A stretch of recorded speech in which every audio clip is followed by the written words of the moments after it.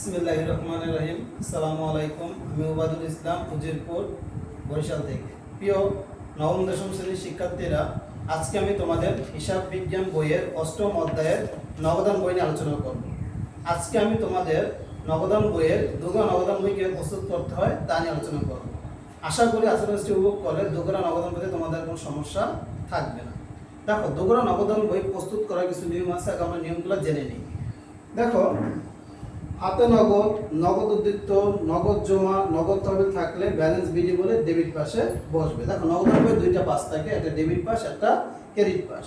যদি হাতে নগদ, নগদ উদ্বৃত্ত, নগদ জমা, নগদ তহবিল থাকে তাহলে ব্যালেন্স বিডি বলে আমাকে ডেবিট পাশে নগদে করে বসাইতে হবে। এবং দেখো, দুগুলো নগদের মধ্যে দুইটা টাকার ঘর থাকে, একটা হচ্ছে নগদ, একটা হচ্ছে ব্যাংক।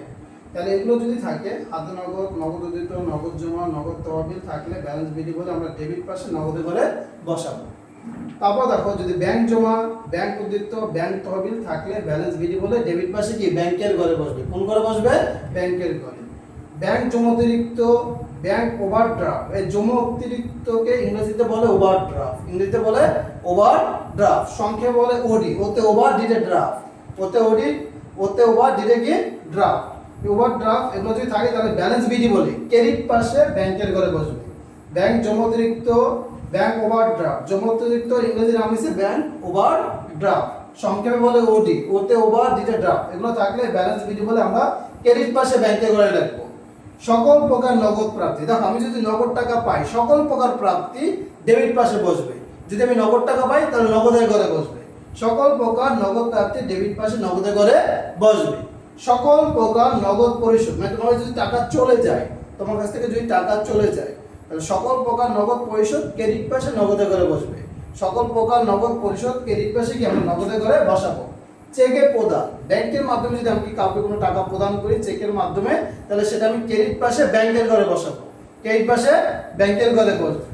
চেক প্রাপ্তি, চেকের মাধ্যমে যদি কোনো টাকা পাওয়া যায় সেটা আমি ডেবিট পাশে ব্যাংকের ঘরে বসাবো। বাকিতে কোনো লেনদেন এক গড়া, দু গড়া, তিন গড়া নগদান বইতে আসবে না, তাহলে এটার নাম কি? নগদান বই। এখানে বাকিতে কোনো লেনদেন আসবে না, যে লেনদেনগুলো নগদে হবে সেই লেনদেনগুলোই নগদান বইতে আসবে। দেখো, যে লেনদেনে জাবেদা করলে নগদান এবং ব্যাংক হিসাব পাওয়া যাবে, যে লেনদেনে জাবেদা করলে আমরা নগদান এবং ব্যাংক হিসাব পাবো, সেই লেনদেনগুলা দুগড়া নগদান বই দুদিকেই যাবে, ডেবিট পাশেও যাবে, ক্রেডিট পাশেও যাবে। যে লেনদেনে জাবেদা করলে নগদান এবং ব্যাংক এই দুইটা হিসাবই থাকবে, সেই লেনদেনগুলা দুগড়া নগদান বইয়ের দুই দিকেই যাবে, ডেবিট দিকেও যাবে, ক্রেডিট দিকেও যাবে। একে বলে বিপরীত দাখিলা, একে বলে বিপরীত দাখিলা বা কন্ট্রা এন্ট্রি, বিপরীত দাখিলা বা কন্ট্রা এন্ট্রি। যেমন দেখো, ব্যাংকে জমা, ব্যাংকে জমা দিলে জাবেদা কি হয়? ব্যাংক ডেবিট, নগদান ক্রেডিট। দেখো, যেটা জাবেদা করলে আমরা ব্যাংক নগদান দুইটাই পাবো, যেটা জাবেদা করলে আমরা ব্যাংক নগদান দুইটাই পাবো, সেটা দুগড়া নগদান বই কি দুপাশেই যাবে। যেটা জাবেদা করলে আমরা ব্যাংক নগদান দুইটাই পাবো, সেটা দুগড়া নগদান বই দুদিকেই যাবে। যেটা ডেবিট হবে, দেখো এদিকে দেখো সবাই, যেটা ডেবিট হবে সেটা যাবে ক্রেডিট পাশে। কোন পাশে যাবে? ক্রেডিট পাশে। জাবেদা করলে যেটা ডেবিট হবে সেটা যাবে ক্রেডিট পাশে, টাকা বসবে বিপরীত করে। যদি ব্যাংক থাকে তাহলে আমাকে রাখতে হবে নগদের ঘরে। আবার দেখো, এই যে নগদান যেমন ক্রেডিট আছে, নগদান যাবে ডেবিট পাশে, নগদান হিসাব থাকলে আমাকে টাকা রাখতে হবে কিসের ঘরে? ব্যাংকের ঘরে, মানে বিপরীত ঘরে আমাকে কি টাকাগুলো কি রাখতে হবে। তাহলে আমরা দেখো, এটা দুগড়া নগদান বই প্রস্তুত করি, তাহলে এটা আমাদের কি ক্লিয়ার হয়ে যাবে। দেখো,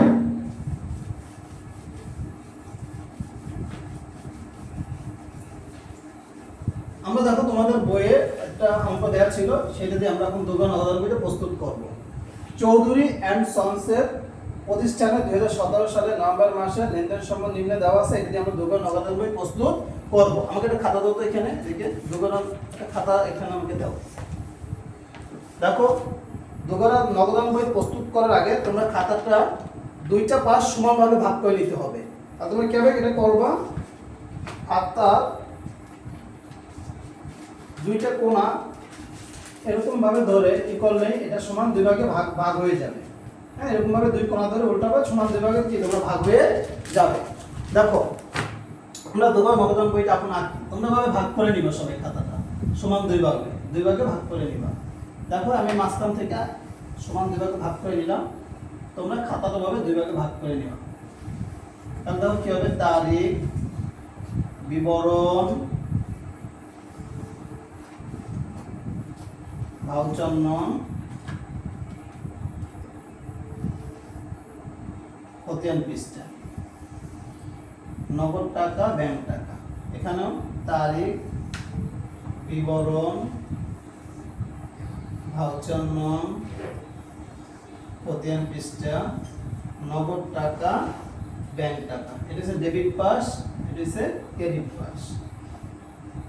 দেখো ডেবিট কি দুটো লিখতে হবে, তারিখ, এখানে রাখবো প্রাপ্তি সমূহ, প্রাপ্তি সমূহ, এটা হবে ভাউচার নং, এটা হবে খতিয়ান পৃষ্ঠা, এখানে হবে নগদ টাকা ব্যাংক টাকা,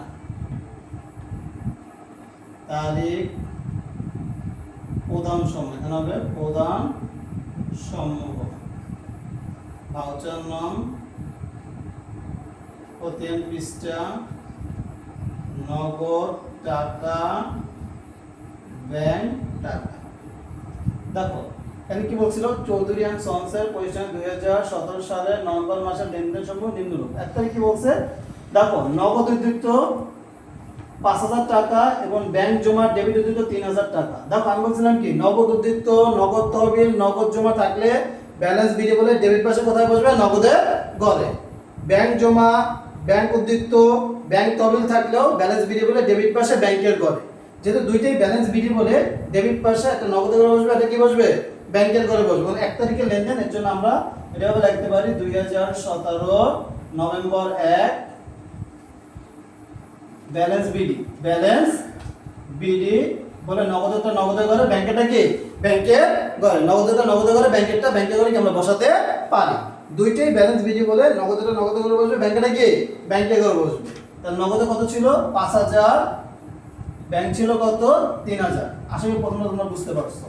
তারপর দেখো পণ্য ক্রয় বাবদ চেক প্রদান। আমি বলছিলাম চেকের মাধ্যমে যদি আমরা কোনো টাকা পরিশোধ করি, চেকের মাধ্যমে যদি আমরা কোনো টাকা পরিশোধ করি, সেটা ক্রেডিট পাশে যাবে, ক্রেডিট পাশে ব্যাংকের ঘরে বসবে, ক্রেডিট পাশে কোন ঘরে বসবে, ব্যাংকের ঘরে। দেখো এটা যদি আমি জাবেদা করি, জাবেদা করলে কি হবে, ক্রয় হিসাব ডেবিট, ব্যাংক হিসাব ক্রেডিট। যদি আমরা ব্যাংকের খতিয়ান করি ব্যাংক ক্রেডিট, তাহলে ক্রয় কোন পাশে যাবে, ক্রেডিট পাশে যাবে, যে বিপরীত ঘরে টাকা বসবে, ব্যাংকের ঘরে টাকা বসবে। এবার সহজভাবে মনে রাখবা, পণ্য ক্রয় বাবদ চেক প্রদান, চেক প্রদান করতে মানে তোমার টাকা চলে গেছে, যদি নগদ চলে যায় তাহলে নগদের ঘরে বসাবা, যদি ব্যাংক থেকে টাকা যায় ব্যাংকের ঘরে বসাবা, বিপরীত নাম বসবে।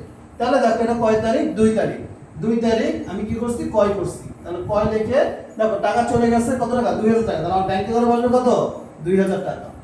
তারপর দেখো দেনাদার হতে চেক প্রাপ্তি, আমি দেখো চেক পাইছি মানে আমার কাছে টাকা আসছে, আমি বলছিলাম কি চেক পাইলে কোথায় বসাবো, ডেবিট পাশে ব্যাংকের ঘরে। সকল প্রকার চেক প্রাপ্তি ডেবিট পাশে ব্যাংকের ঘরে। এটা আমি যদি জাবেদা করি ব্যাংক ডেবিট, দেনাদার ক্রেডিট, তাহলে ব্যাংক ডেবিট মানে ডেবিট পাশে ব্যাংকের ঘরে বসবে, দেনাদার নাম লিখে, দেনাদার নাম লিখে, বিপরীত নাম লিখে। তাহলে আমরা দেখো এখানে বসাবো 4 তারিখ দেনাদার, তাহলে ডেবিট পাশে ব্যাংকের ঘরে বসবে। কত টাকা চেক পাইছি, 6,000 টাকা, তাহলে 6,000 টাকা। তারপরে দেখো অফিসের জন্য আইপিএস ক্রয়, অফিসের জন্য আইপিএস ক্রয় করছি মানে আমার টাকা চলে গেছে, টাকা চলে গেলে কোনটা যাবে, ক্রেডিট পাশে নগদে ঘরে। যেহেতু এখানে চেকের কথা বলা নাই, তাহলে আমাকে বুঝতে হবে কি এটা নগদে হয়েছে, কি হয়েছে, নগদে, তাহলে ক্রেডিট পাশে কি নগদের ঘরে বসবে। অফিসের জন্য কোনো কিছু ক্রয় করলে সেটা অফিস সরঞ্জাম হবে, কি হবে, অফিস সরঞ্জাম। তাহলে আমরা অফিস সরঞ্জাম লিখবো, অফিস সরঞ্জাম। দেখো অফিস সরঞ্জাম কত টাকা, অফিস সরঞ্জাম হচ্ছে 5,000 টাকা, নগদে ঘরে বসবে। তারপরে দেখো পুরাতন আসবাবপত্র বিক্রয়, আসবাবপত্র বিক্রয় করছি, আমার কাছে টাকা আসছে, টাকা আসছে, আমি বলছি যা পাবো সব কোন পাশে, ডেবিট পাশে, টাকা আসলে ডেবিট পাশে, টাকা চলে গেলে ক্রেডিট পাশে। এবার মনে রাখো টাকা আসলে ডেবিট পাশে, টাকা চলে গেলে ক্রেডিট পাশে। তাহলে দেখো এখানে আমি আসবাবপত্র বিক্রয় করছি, আমার কাছে টাকা আসছে, যাবো দেখিছে নগদান ডেবিট, কোনো সম্পদ যদি বিক্রয় করি তখন সম্পদটা ক্রেডিট হয়, তখন আমি নগদান ডেবিট, আসবাবপত্র ক্রেডিট। তাহলে নগদানের বিপরীত নাম কি হবে, আসবাবপত্র। তাহলে আমি এখানে লিখবো আসবাবপত্র, পত্রকে বিক্রয় করছি 9,000 টাকা, তার নগদ ঘরে বসবে 9,000 টাকা। তারপরে দেখো রাজীবের নিকট হতে বিক্রয় বাবদ চেক প্রাপ্তি, দেখো বিক্রয় করে চেক পাইছে, আমার টাকা আসছে, টাকা আসছে কোথায়, ব্যাংকে, তাহলে ডেবিট পাশে কোথায় বসবে, ব্যাংকের ঘরে বসবে। তাহলে বিক্রয় লিখে আমরা ব্যাংকের ঘরে লিখবো কত টাকা, 7,000 টাকা চেক পাইছি, তাহলে 7,000 টাকা। ব্যক্তিগত প্রয়োজনে ব্যাংক থেকে উত্তোলন, দেখো ব্যক্তিগত প্রয়োজনে ব্যাংক থেকে উত্তোলন, মালিকের ব্যক্তিগত কোনো কিছু থাকলে তখন জাবেদা হয় উত্তোলন ডেবিট, মালিকের ব্যক্তিগত কোনো কিছু থাকলে উত্তোলন ডেবিট হবে। নগদ টাকা উত্তোলন করলে নগদান ক্রেডিট, ব্যাংক থেকে টাকা উত্তোলন করলে ব্যাংকে, তাহলে এখানে কি বলছে ব্যক্তিগত প্রয়োজনে ব্যাংক থেকে উত্তোলন, তাহলে যাবে থেকে উত্তোলন ডেবিট ব্যাংকে, মানে ব্যাংকে টাকা কমতেছে, তাহলে ব্যাংকে টাকা কমলে কোন পাশে যাবে ক্রেডিট পাশে যাবে, কোন পাশে যাবে ক্রেডিট পাশে, আর টাকা পয়সা কোথায় ব্যাংকের ঘরে, কারণ ব্যাংকের টাকা কমতেছে। তাহলে 15 তারিখ আমরা এখানে রাখবো উত্তোলন, কত টাকা উত্তোলন করছে 2000 টাকা, তাহলে আমরা ব্যাংকে করে রাখবো 2000 টাকা। তারপরে দেখো ব্যাংক থেকে উত্তোলন, এই জিনিসটা ভালোভাবে বুঝবা। ব্যাংক থেকে উত্তোলন দেখো সাধারণ জায়গাতে কি হয়, যখন মালিকের ব্যক্তিগত যদি না থাকে আমরা যদি ব্যাংক থেকে উত্তোলন করি তাহলে আমাদের কাছে কি আসে, আমরা যখন ব্যাংক থেকে উত্তোলন করব আমাদের কাছে কি আসবে নগদ টাকা আসবে, তখন জাবেদে কি হবে নগদান ডেবিট, নগদান ডেবিট ব্যাংক ক্রেডিট। দেখো আমরা যখন ব্যাংক থেকে টাকা উত্তোলন করব, ব্যাংক থেকে যখন আমরা টাকা উত্তোলন করব তখন জাবেদে কি হবে নগদান ডেবিট ব্যাংক ক্রেডিট। আমি বলছিলাম যে লেনদেনের জাবেদা করলে নগদান এবং ব্যাংক পাওয়া যাবে, সেটা দুঘরে নগদান বই দুপাশেই যাবে, সেটা দুঘরে নগদান বইয়ে দুপাশেই যাবে, যেটা ডেবিট হবে সেটা যাবে ক্রেডিট পাশে, কোন পাশে যাবে ক্রেডিট পাশে, যেটা ক্রেডিট হবে সেটা যাবে ডেবিট পাশে, আর টাকা বসবে বিপরীত করে। তাহলে দেখো নগদান ডেবিট হয়েছে, নগদান যাবে ক্রেডিট পাশে, নগদান যাবে কোন পাশে ক্রেডিট পাশে, যে 20 তারিখ আমি এখানে রাখবো নগদান, টাকা লাগবে বিপরীত করে, নগদান লেখা নগদ করে টাকা লেখা যাবে না, টাকা লাগতে হবে বিপরীত করে, তাহলে এখানে কত টাকা 5000 টাকা, তাহলে নগদান এখানে টাকা লাগবে ব্যাংকের ঘরে 5000 টাকা। তারপরে দেখো এই যেটা ক্রেডিট হবে, যেটা ক্রেডিট সেটা আসবে ডেবিট পাশে, কোন পাশে ডেবিট পাশে, আমরা লিখবো ব্যাংক, ব্যাংক লিখে টাকা লাগবে কিসের ঘরে বিপরীত করে নগদে করে, তাহলে কত টাকা 5000 টাকা, আমরা নগদে করে লাগবো 5000 টাকা, যেটা দুই পাশে যায় ওটা আমরা ক্ষতির পৃষ্ঠায় সি দিব, সি মানে কন্ট্রা এন্ট্রি, যে লেনদেনগুলো যাতে করে নগদ এবং ব্যাংক পাওয়া যাবে সেটা দুই পাশেই যাবে, আর সেখানে আমরা ক্ষতির পৃষ্ঠায় সি লাগবো, সি মানে কন্ট্রা এন্ট্রি। আচ্ছা তারপর দেখো মেহজাবিনের নিকট হতে নগদ প্রাপ্তি, মেহজাবিনের নিকট হতে নগদ টাকা পাইছি, তার মানে টাকা আসছে, টাকা আসলে কোন পাশে যাবে ডেবিট পাশে, নগদ পাইছি নগদে করে।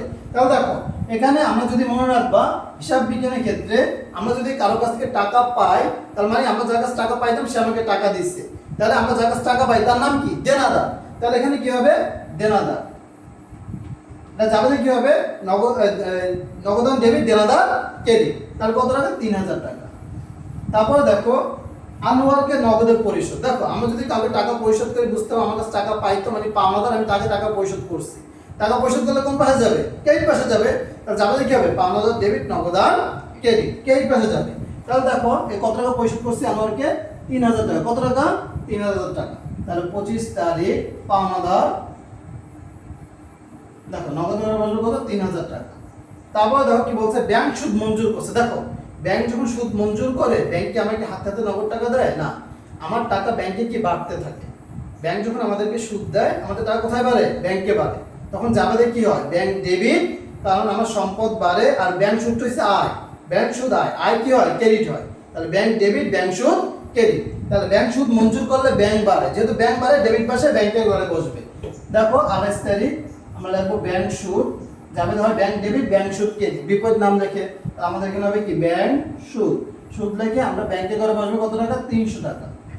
তারপর দেখো ব্যাংক সুদ ধার্য করলো বা ব্যাংক সুদ চার্জ করলো, এরকম যদি কোনো কথা বলা থাকে তাহলে ক্রেডিট পাশে ব্যাংকের ঘরে বসবে, কেন ক্রেডিট পাশে ব্যাংকের ঘরে বসবে, এই যে ব্যাংক আমাদের যে বিভিন্ন সুযোগ সুবিধাগুলো দেয়, যেমন আমরা যে কোনো সময় ব্যাংকে টাকা উত্তোলন করতে পারি, হ্যাঁ, তারপরে আমাদের ব্যাংকে টাকা রাখলে একটা নিরাপত্তা থাকে, এই যে ব্যাংক আমাদের যে সুযোগ সুবিধা দেয় এর জন্য ব্যাংক বছর শেষে আমাদের কাছ থেকে একটা টাকা কেটে রাখে, এটাকে বলে ব্যাংক চার্জ। যখন ব্যাংক আমাদের কাছে টাকা কেটে থাকে আমাদের কাছ থেকে নগদ টাকা নেয় না, আমাদের যে টাকা ব্যাংকে জমা থাকে সেই জমা টাকা দিয়ে কি ব্যাংক কেটে রাখে, তাহলে ব্যাংক চার্জ করলে যাবে কি হবে ব্যাংক চার্জ খরচ, তাহলে bank charge debit bank credit, কারণ ব্যাংক থেকে আমার টাকা কি কমে, আমার সম্পদ কমে, যেহেতু ব্যাংক কমে তাহলে ক্রেডিট পাশে কি ব্যাংকে করে বসবে ব্যাংক চার্জ লিখে, ব্যাংক চার্জ লিখে। 30 তারিখ ব্যাংক চার্জ কত টাকা, ব্যাংক চার্জ ছিল 200 টাকা, দেখো এখন আমরা 2000 টাকা যোগ করব, যে পাশের টাকা বেশি, যে পাশের টাকা বেশি সেই পাশে টাকা যোগ করে দুই পাশে বসাইতে হবে, নগদটাও প্রথমে নগদটা যোগ করব, নগদের যে পাশে টাকা বেশি ওইটা আমরা দুই পাশে বসাবো, তারপর ব্যাংকেরটাও যে পাশে টাকা বেশি ওইটা আমরা ব্যাংকের করে দুই পাশে বসাবো। আমাকে একটা ক্যালকুলেটর দাও তো, দেখো নগদের ডেবিট পাশে টাকা আছে কত 5953, ক্রেডিট পাশে টাকা আছে কত 5003, তাহলে ডেবিট পাশে টাকা বেশি, তাহলে ডেবিট পাশে টাকা যোগ করে আমরা দুই পাশে বসাবো, 5000 যোগ 9000 যোগ 5000 যোগ 3000, তাহলে 22,000 কত হবে 22,000। তাহলে ডেবিট পাশে আমরা নগদে বসাবো 22,000, ক্রেডিট পাশে নগদে করে বসাবো 22,000। দেখো আমাদের দুইটার যোগফল সমান হইতে হবে, কিন্তু এখানে তো 22,000 টাকা নাই, এখানে কি 22,000 টাকা নাই। তাহলে কত টাকা কম আছে? আমরা এই যে 5,000 আর 8,000, 22,000 থেকে 8,000 বিয়োগ করলে কত? 14,000 টাকা কম আছে। এই পাশে যে টাকাটা কম থাকবে এটার নাম হবে balance CD. Balance CD, balance CD, balance CD হয় মাসের শেষ তারিখ, যেমন নভেম্বর 30 নভেম্বর মাসের শেষ তারিখ। এখন দেখো আমরা ব্যাংকের কাজটা করতে হবে। ব্যাংকে কোন পাশে টাকা বেশি? দেখো 9,500, একে এই পাশে টাকা বেশি, তাহলে এই পাশে টাকা যোগ করে আমাদের দুই পাশে বসাবো। দেখো 3,000 যোগ 6,000 যোগ 7,000 যোগ 300, তাহলে এই পাশে কত হয়? 16,300, 16,300। এখানেও আমরা বসাবো 16,300, 16,300 থেকে এই পাশে টাকাগুলো কি করব? বিয়োগ করব। এখানে ছিল কত? 9,200, তাহলে মাইনাস 9,200, তাহলে কত হবে? 7,100। কত হবে? 7,100। এই 7,100 টাকা হবে ব্যালেন্স সিট। ব্যালেন্স সিট আমরা আগে লিখছি, এখানে টাকাটা বসাই দিলে কি হয়ে যাবে। এই যে ব্যালেন্স সিট টাকাটাই যে পাশে টাকা বেশি থাকবে ওই পাশে যোগফলের নিচে, কোথায়? যোগফলের নিচে ব্যালেন্স বিডি হবে পরের মাসের 1 তারিখ, পরের মাসের 1 তারিখ। যেমন নভেম্বরের পরে কি ডিসেম্বর, ডিসেম্বরের 1 তারিখ হবে ব্যালেন্স বিডি, ডিসেম্বর 1 তারিখ ব্যালেন্স বিডি, ব্যালেন্স বিডি। এই সিডি টাকাটাই ব্যালেন্স বিডি হিসেবে লিখতে হবে। তা কত? 14,000, ওখানে ছিল কত? 7,100। আশা করি তোমরা আমার ক্লাসটি বুঝতে পারছো। যদি আমার ক্লাসটি ভালো লাগে তোমরা অবশ্যই আমার ভিডিওটা শেয়ার করবে, যাতে তোমাদের বন্ধুদেরও উপকারে আসে। এবং আমার একটি ইউটিউব চ্যানেল আছে ওয়াইদুল স্যার, এটা তোমরা সবাই সাবস্ক্রাইব করবে। ধন্যবাদ সবাই। হ্যাঁ, তোলো।